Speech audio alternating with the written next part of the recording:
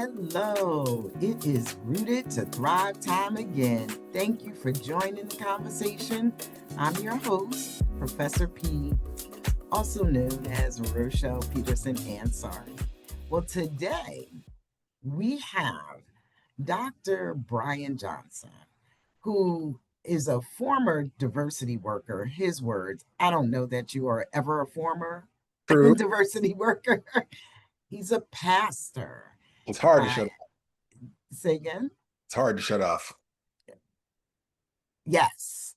He's a pastor at Revival Tabernacle in Watsontown, Pennsylvania, and author of 9 titles, 2 of which are historical fiction novels. First, we have Send Judah First, The Erased Life of an Enslaved Soul. And then we had the April release in 2025 of Free Indeed. And guess what, y'all? Another one's coming in January 2026, The Slave Owner's Daughter. How about that? That's who we have with us today. So, Brian and I have known each other, drum roll, please, 22 years when we started in that diversity work. So, we were both doing that work at different institutions and came together in an organization called Paloma here in Pennsylvania, which is a beloved organization for both of us, where a lot of people who were doing the work, like the hard work of working in multicultural affairs, diversity offices. I don't think even anybody's office was called a diversity office at the time, with our students, with and on behalf of students who were historically marginalized on our campuses. So, Brian, thank you for joining me again today. How are you doing? I'm doing well. Thank you so much for having me. Wonderful, wonderful.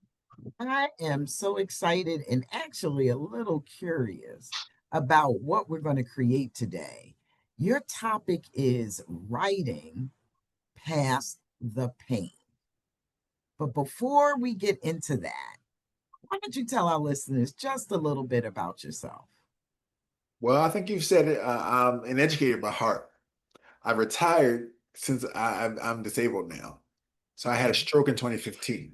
Mm-hmm. So I just I concentrate most of my time on writing. I have to apologize because you'll probably hear my dogs and my bird in the background. I try to put them outside to let them stay out there and so they can yell. But there's one Okay. inside still. Okay. So you said the dog and a bird? Yeah, I have 4 dogs and 2 cats and 1 bird. Wow. Okay. And you try to put the bird outside too? So she's inside. Okay. Good stuff. Good stuff. All right. Well, before we start talking about writing past the pain, can you talk a little bit about what personal experience you've had that has shaped your approach to what you do as an educator, whether it's through writing or other forms of education? I had a hard time with this because when I had a stroke, I had to retire. I used to be a public speaker, Mm, and a friend of mine, I was commiserating with her about being sad about retiring from speaking, and told me what I said. I said I can't do it anymore. She said, but it was your call to do this, so there's more you can do. mhm. So she said, can you write? I said, yeah, I can write, but it was her encouragement that pushed me harder.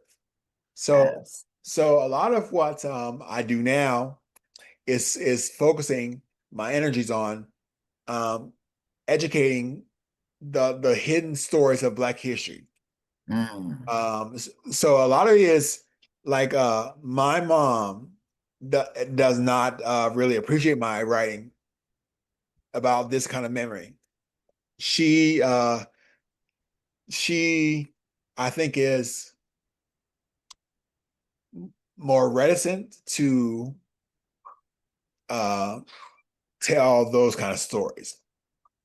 But by and large, one of the reasons I still write historical fiction about slavery is too often I'm hearing in the larger entertainment world, people are quote unquote tired of hearing slave stories or about Black pain.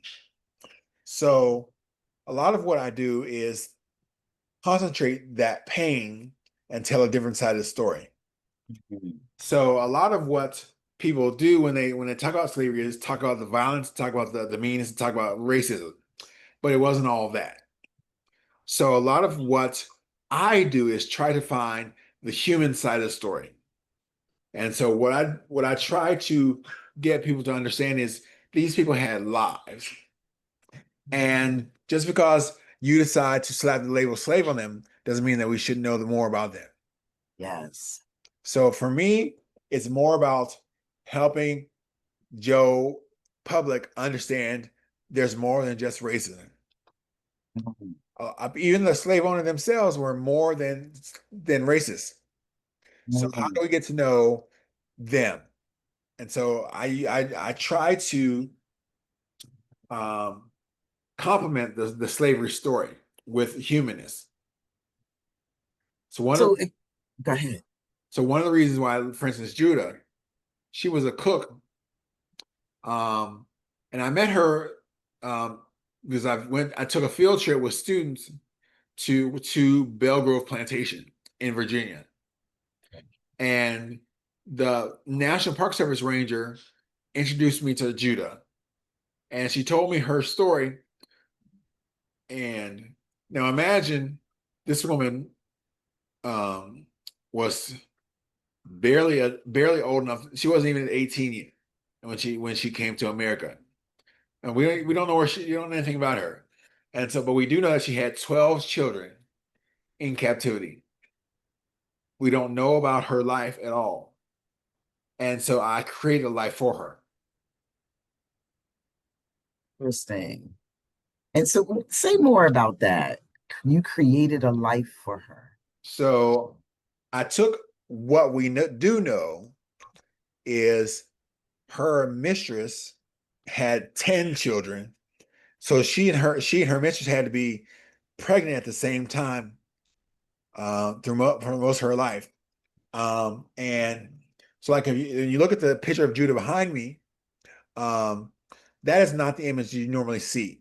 Normally when you think of slave woman, you see an older woman, kind of large, so we see her in a past prime. I wanted to tell a story about a young woman. And so I had to create a story that Judah could breathe through. So one of my students, I remember one of my students asking the question. She didn't understand anything about slavery. She didn't know what slaves' lives were like. So that's when I say I created a life for her. I wanted to give my students something to think about. Like, did they have fun? Could they talk to each other? Could they do anything?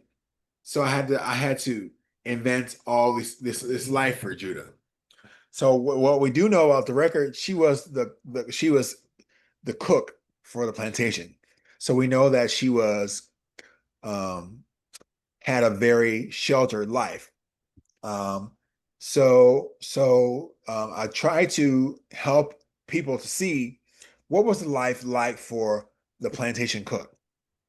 So, so I had to, and I wanted to dispel the myth about the what I call the juxtaposition between field slave and house slave. Because listen, they were all slaves. So we have this idea there's a big competition between house and field. Um, but as Judah would argue in the book, when they try to do this, oh, you have such a great life. I'm still a slave. Mm. So it was difficult in a sense that there's no records to tell also all this stuff. So I had to create a life for her. For instance, one of the creations that I tell in the story is her master, um, Mr. Height, real person, Hite. We, we don't know much about him, so I created him as a pastor, as a preacher. So in part, I did that because we don't we what we in the historical records that we teach, the way we teach history, um, we teach slavery as separate from the church, but slavery was a part of the church, and so a lot of it was I wanted to tell that secret story. Okay. Now you said something that really struck me, and forgive me, I did not forewarn you that this conversation just goes where it goes. Okay. Because as we, I guess, get empty enough, right, to do what we were created to do, what we are on purpose to do, Yep. we are led by a higher being in this space. And so I let it go where it goes. And something that you said dropped in my spirit. You said, we often talk about on the surface, right? Like the juxtaposition between the field slave and the house slave. And you said when Judah was challenged, right, I guess by some field slaves, she said, but I'm still a slave. Right. And something just hit me about how, like, the progression that we see in this year, right? We're in the 2020s. It's exactly 2025. And, I've been on this earth more than 5 decades, almost six. And I have seen some progression Right. by and large in the Black community, mainly economically, right? And those of us who had access to higher education, etc. And when you said that, I was like, yeah, some of us who have been in the house are still slaves. Yep. Yeah. And so I figured that you would be able to speak to that, right? How one might still be in captivity regardless of their position. Mhm. Can you speak some to that? Sure. One of the things that even as a diversity worker, I constantly fought against was this idea of a oppression Olympics, Mm-hmm. where people would get into these conversations where my group has it bad. Black people talk, oh, you're slavery. Jews will talk about the Holocaust. Gay people say, oh, well, we couldn't get married. This was back then. Everybody had something that was wrong. But I said, listen, y'all, the problem is not the oppression. The problem itself is inequality and discrimination. So Mm-hmm. we shouldn't compare notes related to how bad we have it. We need to compare notes on how we can do it together. So far too often, people only see the problems themselves that they face. So one of the things, for instance, with Judah, um, the understanding that she she did her job. She had to cook for the plantation, for the the enslaved, as well as the family, the Lahade family. But what people don't often see is she had to do that work within the scope of their eyesight of the enslavers. Mm-hmm. So Mm-hmm. you can talk all day long about how hot it is outside and how ugly the treatment is outside, but still, you don't know what it's like to live constantly under the gaze of someone else. Mm-hmm. So the slave cook would have been responsible for so many things. She was also the medicine woman for the plantation. So, but she was never free in her own space. I did offer make it one allowance that because against the narrative that we typically get is the sex of the mammy. So because I wanted her to have an identity and I wanted her to experience life, a full life. Like for instance, she was the way I wrote the book. She was kidnapped in Africa when she was 14, brought to the United States. She was raped in the Middle Passage. I don't want to give too much story, but buy the book, y'all. But she was impregnated in the Middle Passage on the way over here. So and then she was sold to a plantation. Um, and we didn't know very much about her at all. So by the time she got to Belle Grove, she'd already had 2 children. And so then she had 10 more. Um, Forget my brain. Where was I going with that? Um, let's see. Oh well, you started talking about how people only see the problems they face, and the real problem is the inequality and discrimination. You talked about her being a medicine woman. You gave her that identity as being the medicine woman on the plantation as well. And then that's when I thought you started going back to her backstory. Yeah, Oh, so a lot of what I did was to because we often see a slave woman as an old woman, right. a mammy figure.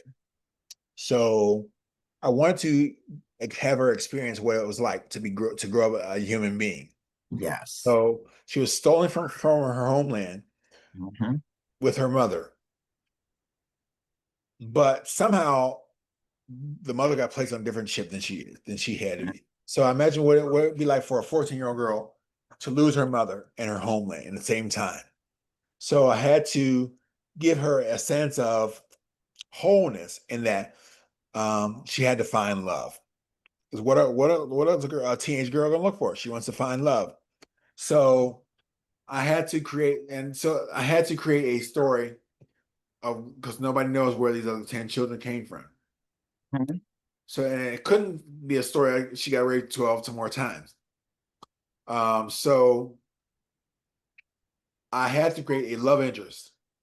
And in the story, I create a there was a slave on the plantation named Anthony, and I had to create a love story of this. She was forced to get married to Anthony, but she fell in love with Anthony, and that's where the children came from. Yeah.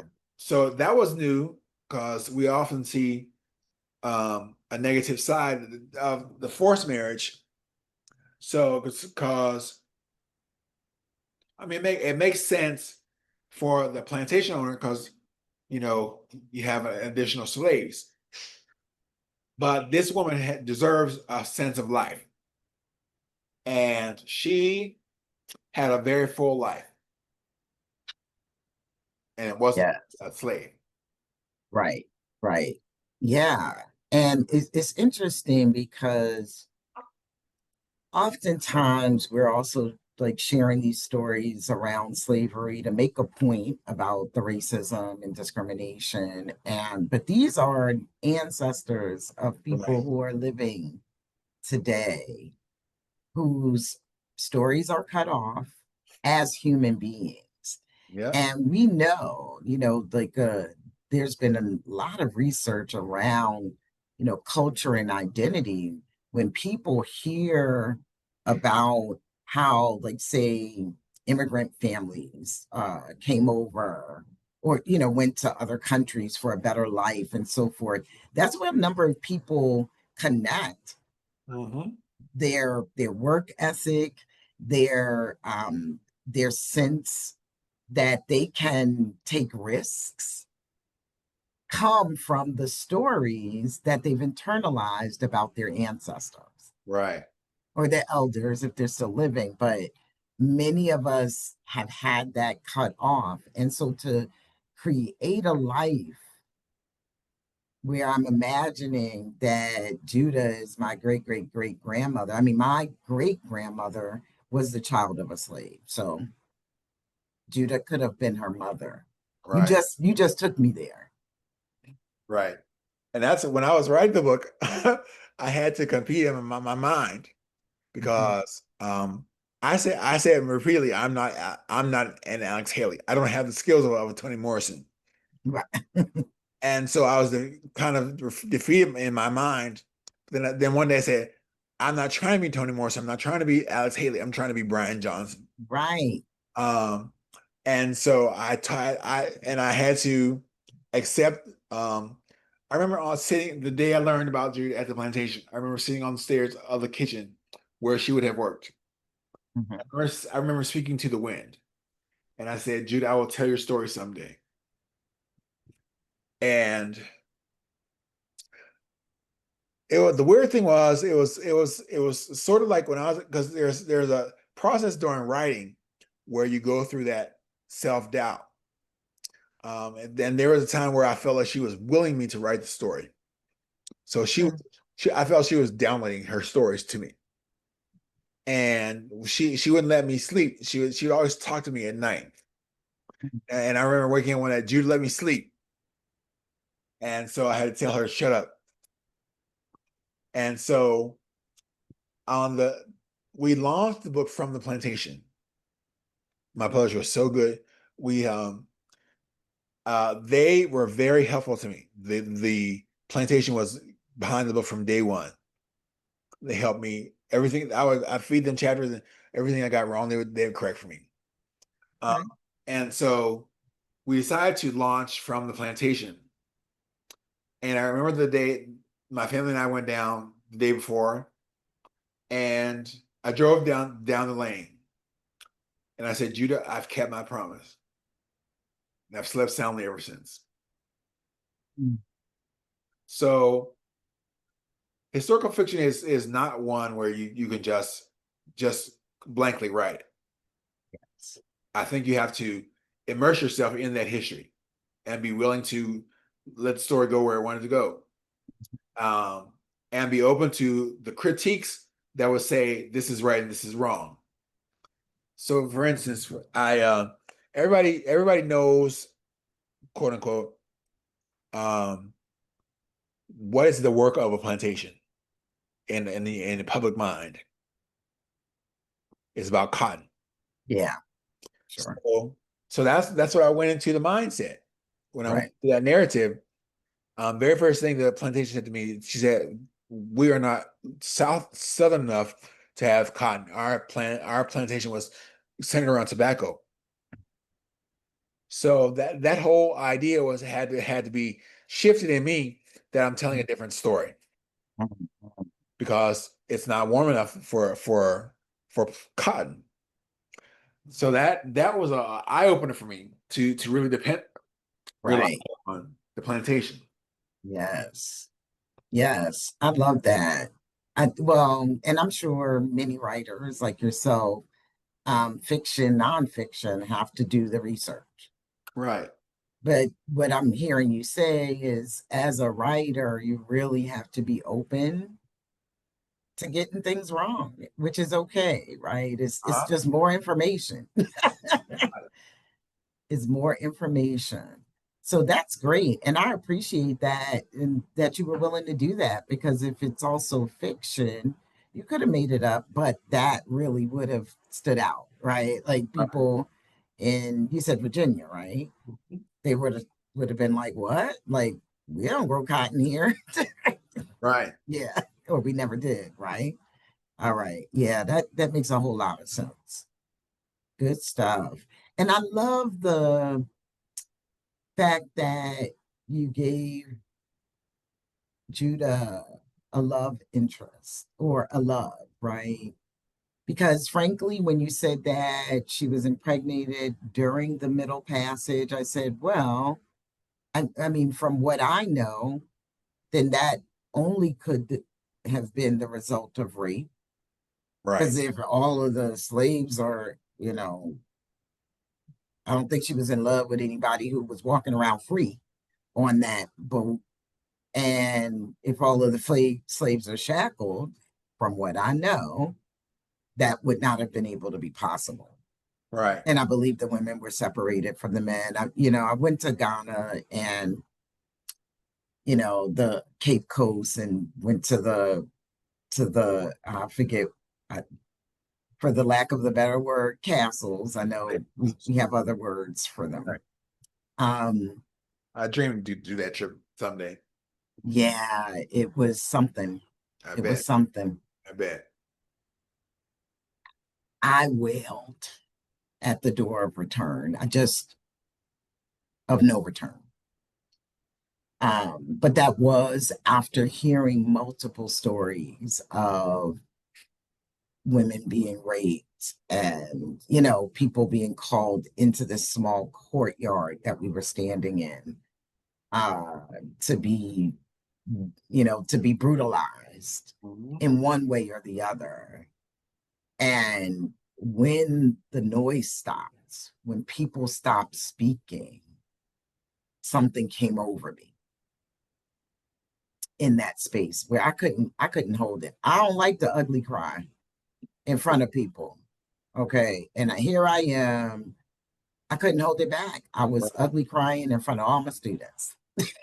you know. So I actually took a group of students from Arcadia University as a part of a course where we were looking at social justice in the US and Ghana and all of the parallels.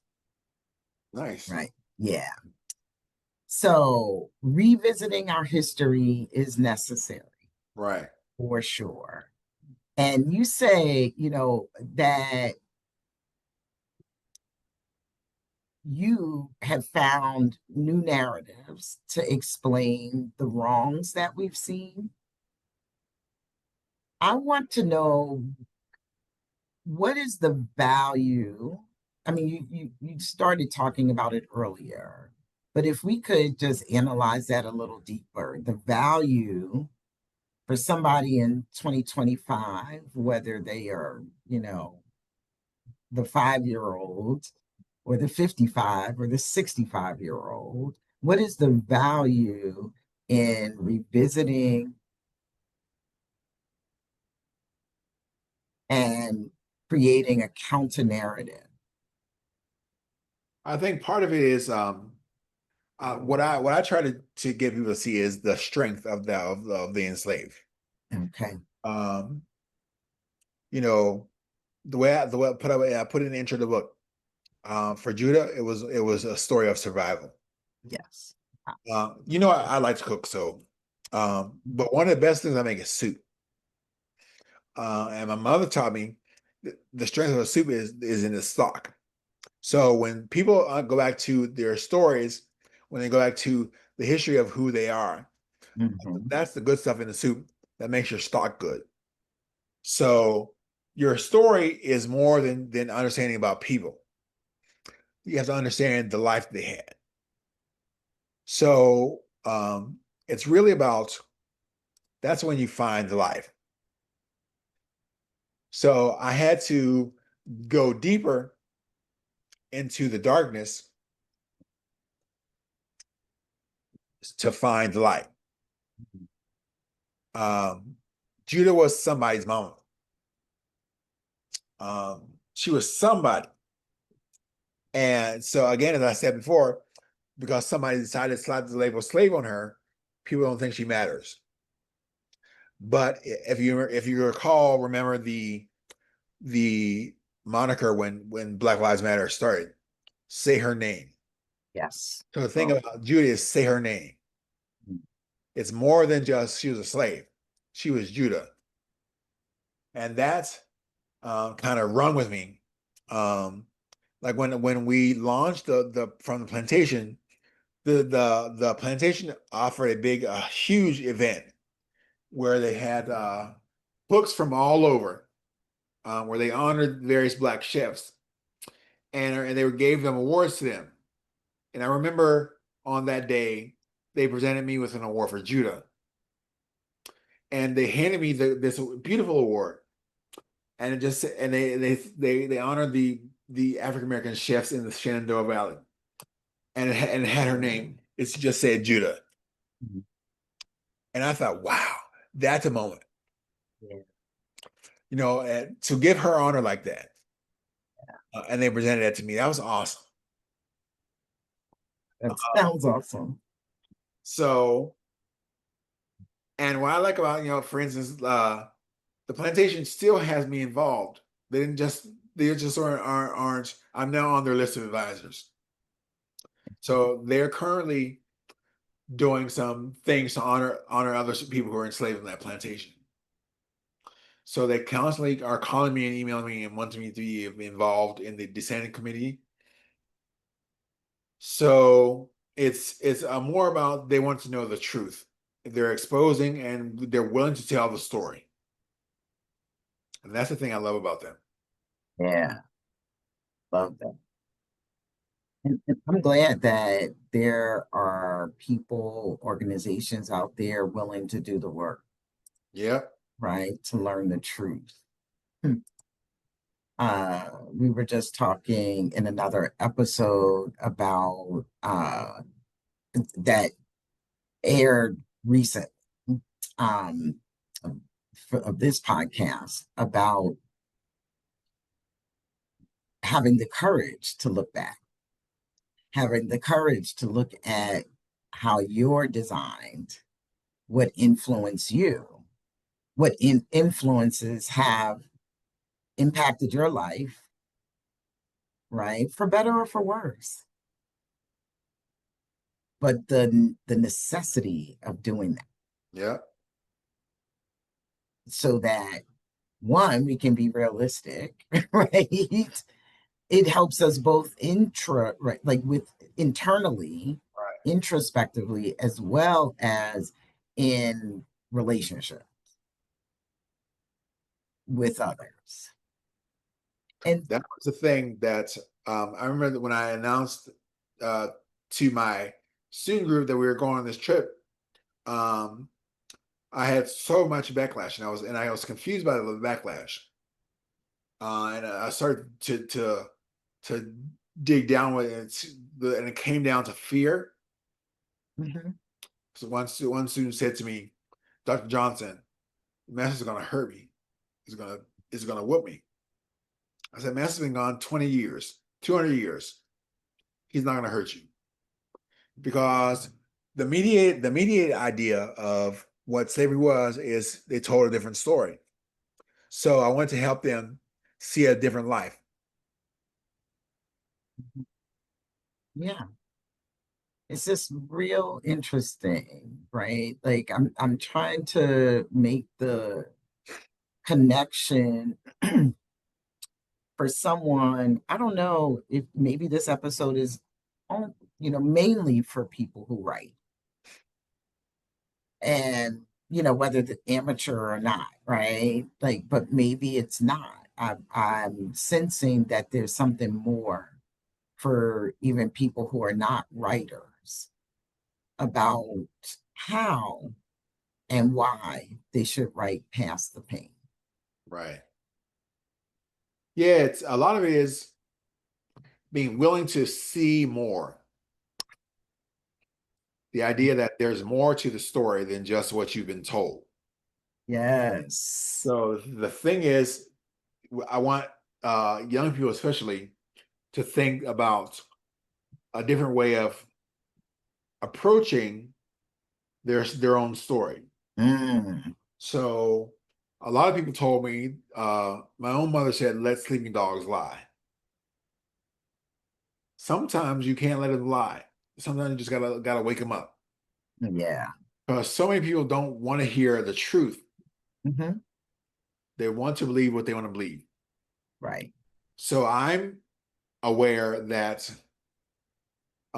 people need to be educated more to help expose the darkness. For instance, part of what I had to do was understand the times. Okay. So, if you focus on 17, 1800s, yes, it's about racism. But 1600s is about people trying to get along and make a life.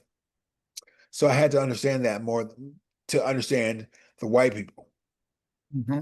So I had to give them a different viewpoint, a vantage point.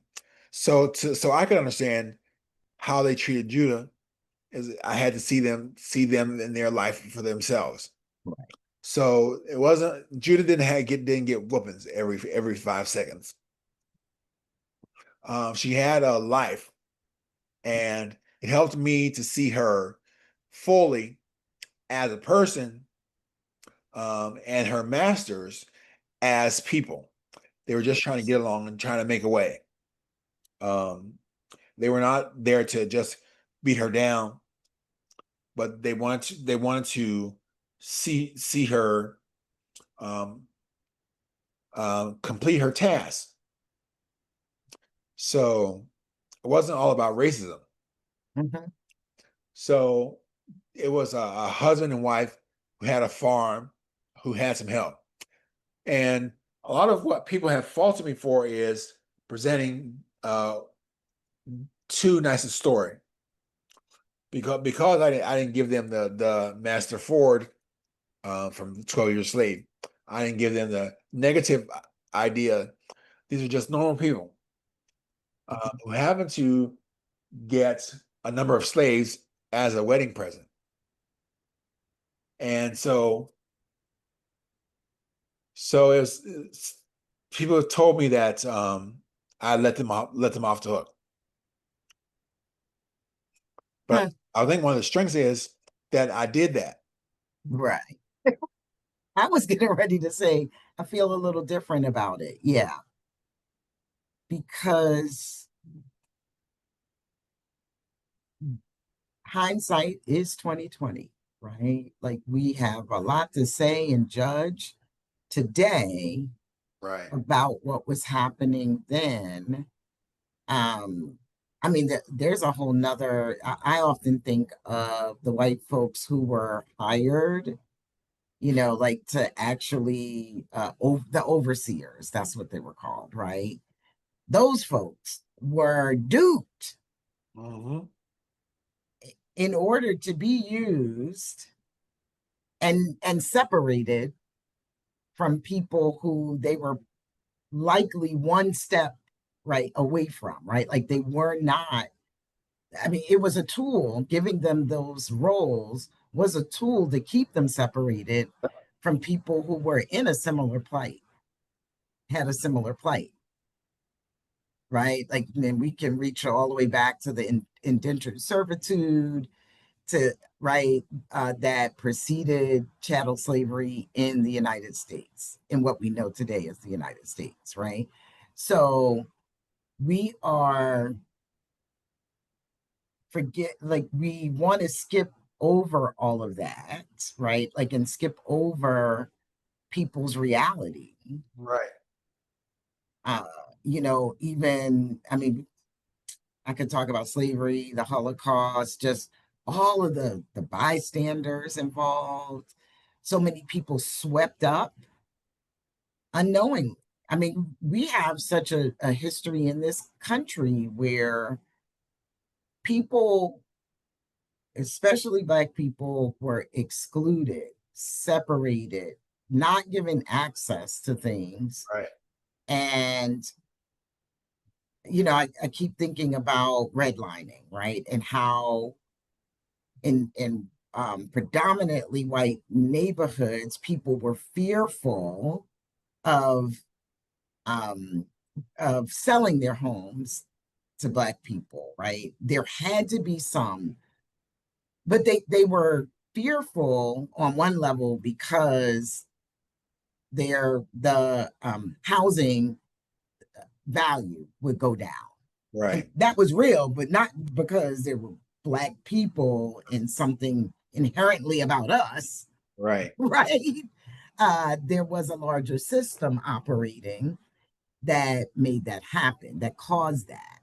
But mom and pop don't know that, Right. right? They're looking out for their neighbors or Uh, their neighborhood. Narrative that's been created. They're Right, part of that.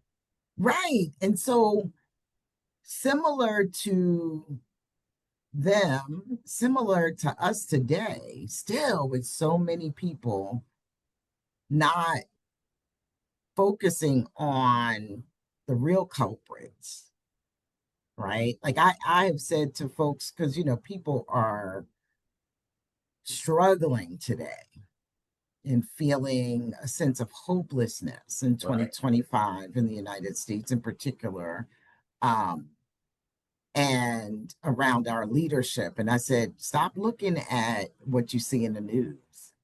That's a facade. Hmm. Something else is happening. Right.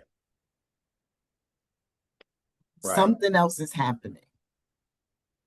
This is what we're supposed to see and supposed to focus on, while something that actually may really be more harmful to us is happening. Right. Yeah. But we're just average, average people trying to live our lives, getting swept up. Hmm. And that's what I'm very cautious around propaganda because Hmm. of that. Yeah. It's so easy for people, for fear to be instilled and drive your actions to the point where you're doing something to harm other people. I think Right. that is a major takeaway. Who was the artist that was it Public Enemy? Somebody said, "Don't believe the hype." Don't believe the hype. So there's a whole lot of hype around everything. Yes, So until you dig deeper, there's more to the yes. story.